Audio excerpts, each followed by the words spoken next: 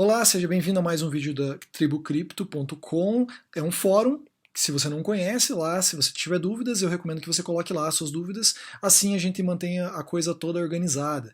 Eu estou vendo que está tendo bastante demanda sobre informações sobre blockchain, e o Brasil, aparentemente, a maior parte dos canais que tem por aí é sobre como ganhar dinheiro e não sobre como funciona a blockchain ou sobre o que é Bitcoin no final das contas. Então, a ideia de eu ter criado esse fórum e esse canal aqui é para tentar explicar para você, para informar você e promover um debate sobre o que está por debaixo aí do Bitcoin antes de você se arriscar aí nesse mundo de criptomoedas. E claro, se você gosta desse tipo de conteúdo, se você é interessado, se inscreve aí no canal e se registra lá na Tribu Cripto também, coloca suas dúvidas lá, que assim que for possível o pessoal vai respondendo. Por enquanto a comunidade está crescendo, então eu estou vendo que cada dia mais pessoas estão se registrando, então eu estou vendo que tem bastante demanda. E hoje o assunto que eu separei para falar aqui é sobre hashes criptográficos ou sobre hash. Muito se fala sobre hash, principalmente porque em vários lugares da blockchain a gente utiliza hashes, né? Blockchain, na verdade, ele é um amontoado de outras tecnologias que já existiam e que Satoshi Nakamoto colocou tudo em um sistema só, criou um ecossistema juntando aí todos esses conceitos de criptografia e criando um sistema de confiança que a gente chama de blockchain. Tá? Então não tem como você entender blockchain a fundo sem entender cada uma das partes, e o hash é uma das partes que você precisa entender. Em outro vídeo eu já falei sobre as chaves privadas, públicas, assimétricas, simétricas, e aqui agora eu vou falar sobre hash. Conforme eu for colocando mais conceitos de computação aqui, depois a gente pode chegar num ponto em que você vai entender como é que tudo isso funciona ao mesmo tempo, tá? Porque é impossível de você entender assim numa tacada só como funciona a blockchain. É difícil cair a ficha de uma vez só, tá? Você tem que ir aprendendo aos poucos. Vamos lá, do nosso dicionário, lá da nossa dicionário digital, Wikipedia. O que é um hash? Uma função hash é um algoritmo que mapeia dados de comprimento variável para dados de comprimento fixo. Os valores retornados por uma função hash são chamados valores hash, códigos hash, somas hash, checksums ou simplesmente hashes. Para quem nunca ouviu falar de Bitcoin, lê essa descrição aqui pela primeira vez, tem um susto, né? Fala assim, eu nunca vou entender essa birosca, tá? Porque tem muita palavra nova.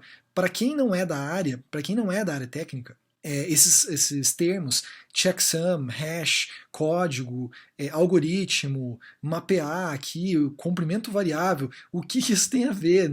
É muito difícil de você conseguir assimilar tudo isso aqui de uma vez só. Então eu vou tentar resumir o que é que ele está tentando falar aqui. Tá? Então o hash, na verdade, ele é um código de tamanho fixo, que representa o resumo de um dado de tamanho qualquer. Tá? Eu sei que também não está muito claro, mas durante a explicação talvez fique um pouco mais inteligível o que é um hash. Mas o hash code, ou o hash, ele é um código que é gerado através de um passo a passo que a gente chama de função hash. Bom, vamos aqui no nosso caso de uso. Imagina que você tem um arquivo lá, arquivo.txt, que você criou no bloco de notas, e o conteúdo desse arquivo é esse aqui.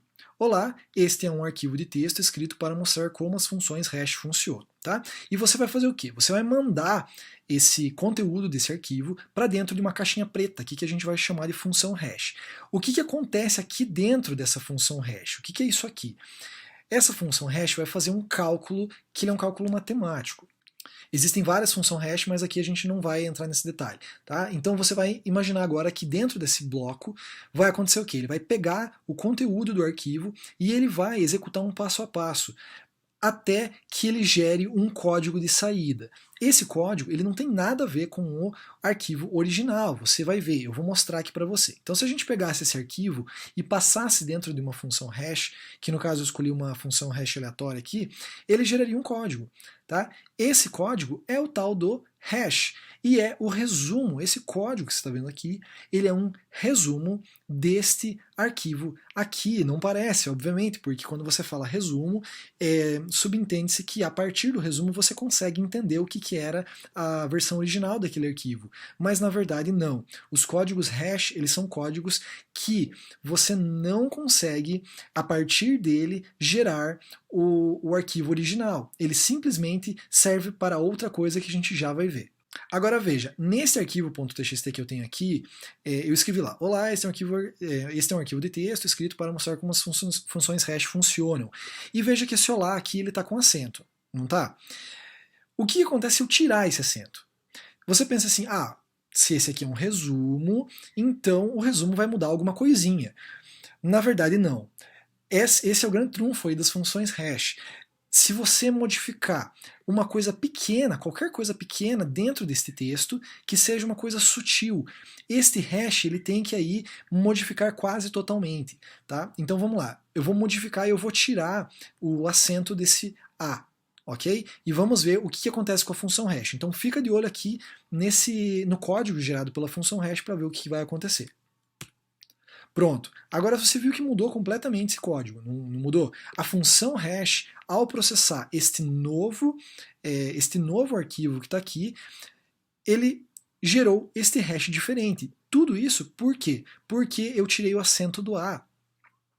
Se eu retornasse o acento no A, ele voltaria ao hash anterior. Portanto, o hash ele é determinístico.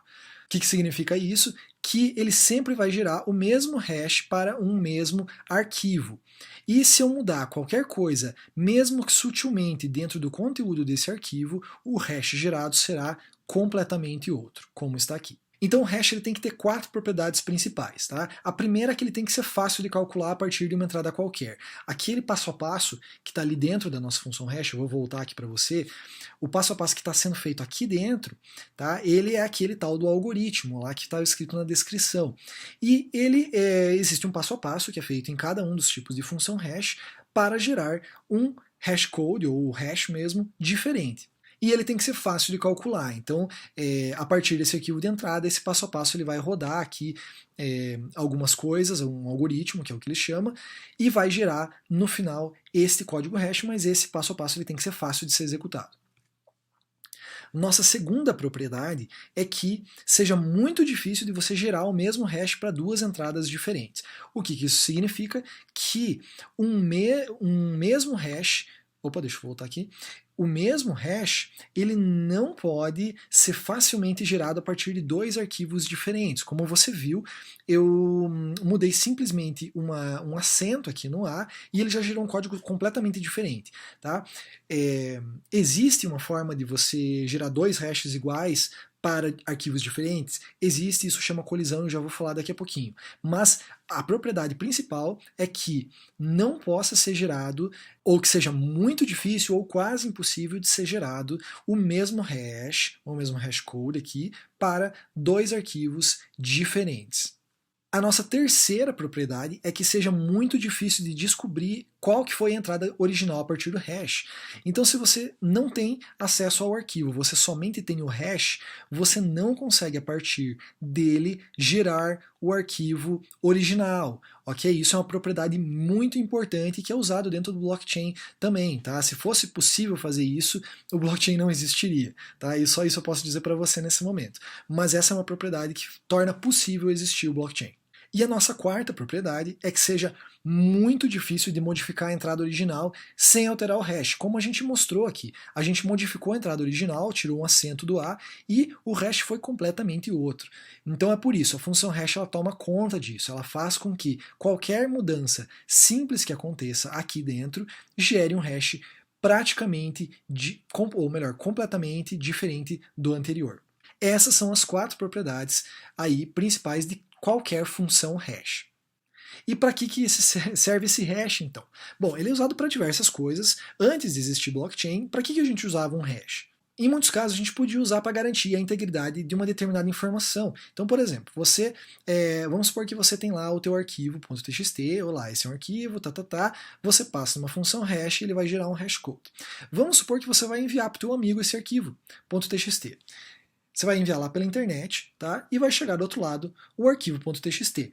O seu amigo, ao receber esse arquivo, o que ele vai fazer? Ele vai passar pela mesma função hash, que vai executar os mesmos passos, e ele vai gerar também um hashcode, ou simplesmente hash. E tendo em mãos este hash gerado a partir do arquivo que você recebeu do teu amigo, você consegue saber se o arquivo está íntegro, se está exatamente igual ao que foi enviado lá do computador do seu amigo.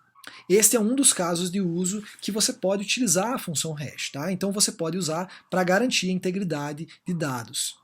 E aí vem a pergunta, é possível gerar dois hashes iguais para dados diferentes, ou é possível dois dados diferentes gerarem exatamente o mesmo hash? Que nem eu falei, sim, e isso se chama colisão, é o nome técnico que a gente dá dentro de criptografia, tá? Então é praticamente improvável você achar aí, para não dizer que é praticamente impossível, é claro, sempre há uma pequena chance. Como foi dito lá no começo, a função hash ela mapeia dados variáveis para um código de tamanho fixo. Portanto, esse código ele é quase sempre menor do que o dado de entrada. Então, há chances de dois arquivos diferentes gerarem o mesmo, passarem por uma função hash e gerarem o mesmo código. Porém, é matematicamente improvável de você descobrir quais são aí esses dois arquivos que geram essa colisão. E existe só um tipo de função hash? Não, não existe, tá? Existem vários tipos de função hash e cada um tem um mecanismo diferente para calcular o hash. Algumas têm o tamanho do hash gerado diferente, tá? O mecanismo que é usado lá para gerar o hash dentro da função hash é diferente, mas a ideia deles é praticamente a mesma.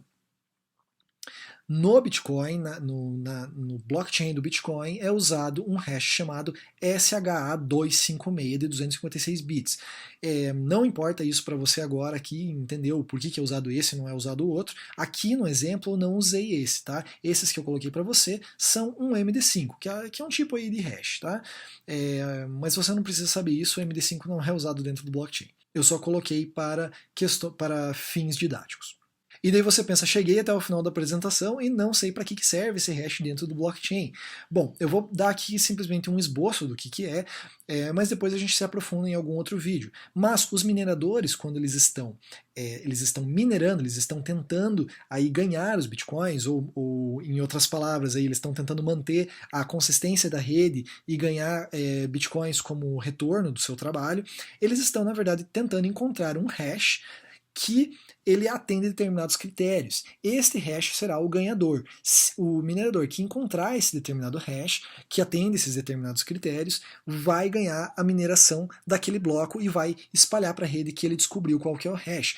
Como você viu, não dá para a gente descobrir qual que vai ser o hash gerado através de um determinado arquivo de entrada. Então, o que eles fazem? Eles ficam modificando essa entrada, tá? Essa entrada dinamicamente, randomicamente, até encontrar um hash que atenda os critérios pré-determinados. Esses critérios são aí parte do consenso da rede Bitcoin que a gente vai falar aí em outro vídeo. Se você quer que eu continue fazendo isso aqui, então se inscreve aí, diz aí nos comentários se foi esclarecedor esse vídeo para você. Diga se você quer que eu continue fazendo vídeos nesse formato, se você prefere outro.